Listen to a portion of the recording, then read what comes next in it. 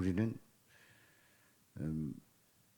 물을 사용할 때에 뜨거운 물도 사용하고 또 차가운 물도 사용합니다. 때에 따라 이제 뜨거운 물을 사용할 수 있고 차가운 물을 사용할 수 있는 거지요. 그런데 미지근한 물이 필요할 때가 있어요. 미지근한 물이. 그러나 우리가 이제 어제 말씀을 통해서 이제 서두에 함께 나눴습니다만 커피를 마실 때에 이 커피는 차든지 아니면 뜨겁든지 둘 중에 하나여야지 미지근하면 커피는 그렇게 맛이 없습니다. 근데 신앙생활에서 우리 주님께서는 바로 차든지 뜨겁든지 하라. 미지근하면 정말 우리 주님께서 오늘 이 말씀을 통해서 우리에게 들려주시는 것은 토하여 버리리라. 토하여 버리겠다. 그렇게 말씀을 합니다. 그래서 우리는 분명히 차갑든지 뜨겁든지 해야 된다. 그런데 차갑든지 뜨겁든지 하는 그 말씀에 대한 오해를 하고 있는데요. 어떤 분이 이렇게 설교를 하시더라고요. 차갑든지 뜨겁든지 하라 하는 이 말씀은 뜨거운 신앙생활 아니면 신앙을 차갑다라고 하는 것은 그냥 신앙을 확실하게 신앙생활을 안 하는 걸로 이렇게 그 분류를 하는 분들이 있어요. 그러니까 우리가 그냥 보면은 차갑든지 뜨겁든지 하면 우리는 찬다 그러면은 신앙생활을 아예 그냥 끊고 안 하든지 뭐 그러려면 흔히 하는 말로 집어치우라는 그런 말처럼 이렇게 생각이 듭니다만은 그게 아니라는 거죠. 바로 차갑다라고 하는 것은 세상에 대해서 냉정해야 된다라고 하는 것과 뜨겁다라고 하는 주님에 대해서 열정을 가지라는 그런 말씀으로 우리가 고백하면서 바로 뜨거운 말의 반대말은 차갑다는 말이 아니라 오늘 이 본문에서는 그 미지근한 것이 뜨겁다는 말의 반대말이라는 것을 어제 함께 은혜를 나눴어요. 근데 오늘 이 말씀 속에서 이제 어제 그 요한계시록에 있는 라오디게아 교회에 대한 말씀을 전체를 다 보질 못하고 이제 그 새벽 기도회와 심야 때 함께 나누기로 했지요. 그래서 오늘 18절에 보면은 내가 너를 권하노니 내게서 불로 연단한 금을 사서 부유하게 하고 흰옷을 사서 벌거벗은 수치를 보이지 않게 하고 또 안약을 사서 눈에 발라 보게 하라. 그러니까 이제 세 가지를 얘기를 하고 있습니다. 금과 그리고 흰옷과 또 안약을 말씀을 하고 있어요. 이 세 가지를 사라는 겁니다. 그러면 이 금은 불로 연단하면 더 순도 높은 정금이 되는 것을 보게 됩니다. 금의 원석, 그러니까 금이 처음에 그 발견을 하고 금의 그 원석은 처음에 보면 대단한 가치가 있는 것처럼 보이지도 않는 거예요. 그냥 그 돌덩이인데 거기에 뭐 이렇게 그 금색깔이 조금 나는 듯한 그런 그 원석을 보게 되면 이게 뭐가 가치가 있는가 이렇게 보이게 되지요. 그러나 금을 반복해서 단련하게 되면 재련하게 되면 그러면 점점 이제 금이 나타나는 거예요. 그러니까 그냥 처음에 원석을 봤을 때는 별로 가치가 있어 보이지 않습니다만은 그 금에 붙어 있는 다른 그런 돌들을 다 제거를 하고 금만 딱 남았을 때 그 금은 빛나고 그리고 우리가 너무나도 잘 알고 있는 그 변함이 없는 그 금의 모습을 나타내는 겁니다. 예수님은 세상에서 부요함을 추구하는 자를 불러서 부요하다. 어제 말씀을 통해서 함께 나눴죠. 사람들은 이 라오디게아 교회의 맹점이 뭐냐? 여기는 교통의 요충지이고 그리고 금융업이 발달됐다 그랬죠. 그러니까 돈이 많다는 얘기입니다. 그리고 의학이 발달돼 있어요. 그러니까 살기 좋은 동네, 부유한 동네예요. 지진이 났을 때에 60년에 지진이 났을 때에 그 로마 정부에서 복구 자금을 주겠다 했는데 이 라오디게아 이 지역에서는 그 자금을 거부했어요. 우리가 다 복구할 수 있다. 이럴 정도로 부유했던 도시였단 말이죠. 그래서 이 사람들은 부유하다는 그것 때문에 이 교회도 마찬가지인 거죠.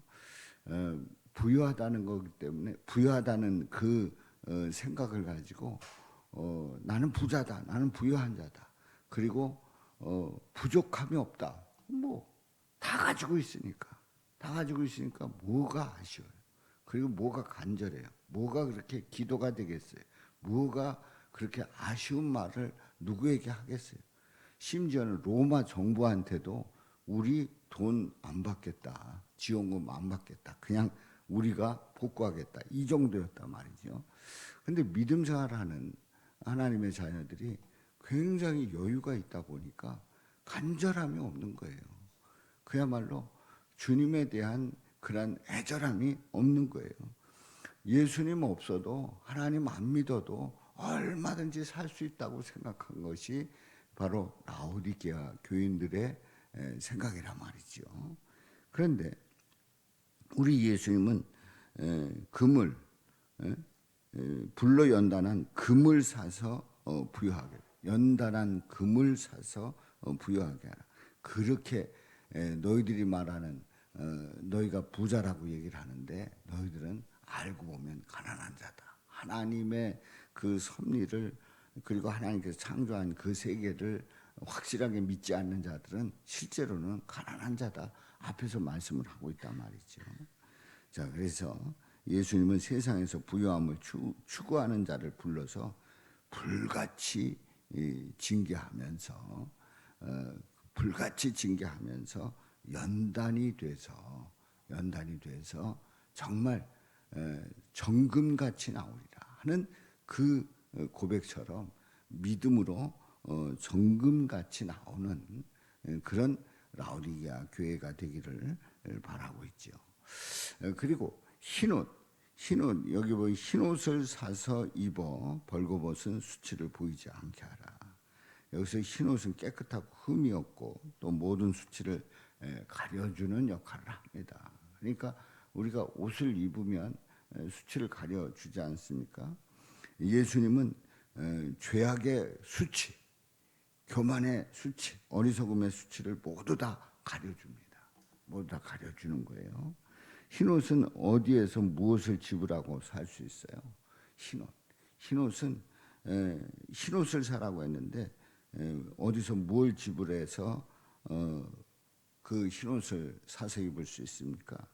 예수님이 대신 모든 수치를 담당하시고 그 옷값을 다 지불하셨어요. 예수님이 지불하셨단 말이죠. 성도가 지불해야 될 것은 예수님 앞에 나와서 자신의 죄를 고백하는 거예요. 자신의 죄를 고백하면서 내가 주님 앞에 죄인임을 고백하면서 엎드릴 때에 우리 예수님은 성도의 어떤 부끄러움과 수치도 가려주시는 줄로 믿습니다.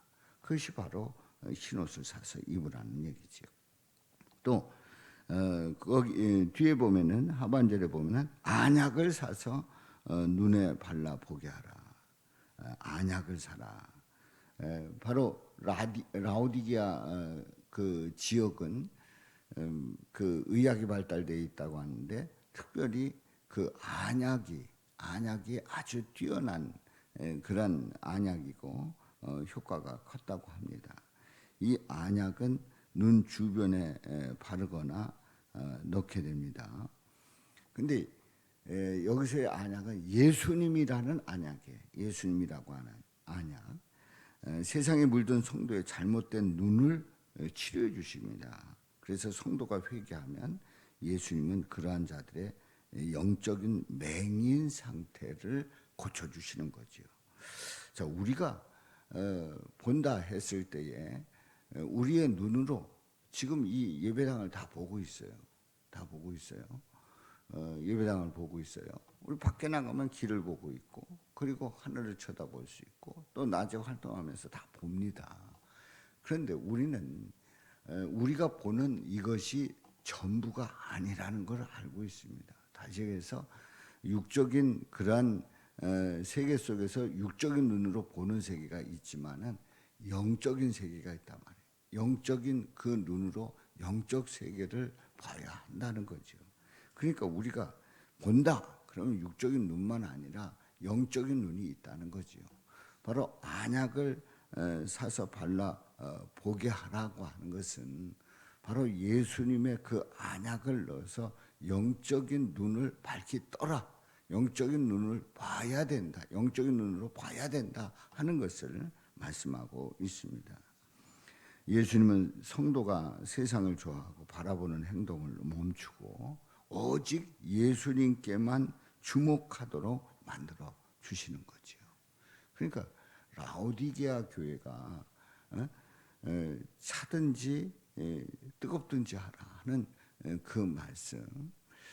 그러니까 이거의 반대말이 미지근하다고 그랬잖아요. 미지근한 그러한 상태에서는 보이는 게 없어요. 영적으로 보이는 게 없어요. 세상의 것들만 보이는 거예요. 그래서 잘 먹고 잘 살고 여행 잘 다니고 그리고 뭐 번들을 하고 하는 그런 거, 그거가 전부인 줄 아는 거예요. 미지근할 때는. 그런데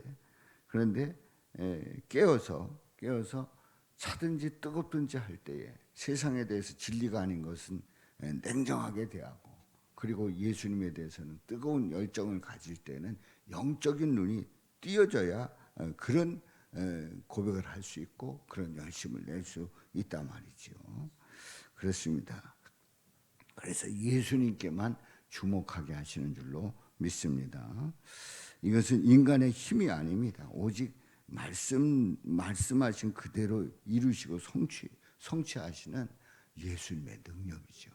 그러니까 우리가 영적으로 봐야 된다. 영적인 눈을 떠야 된다. 그러니까 내가 뭔가를 봐야 되겠다. 그래서 상상력을 동원해가지고 짐작하면서, 그리고 이럴 거다라고 나름대로의 그런 그 경험을 가지고 영적인 눈이 띄어지는 게 아닙니다.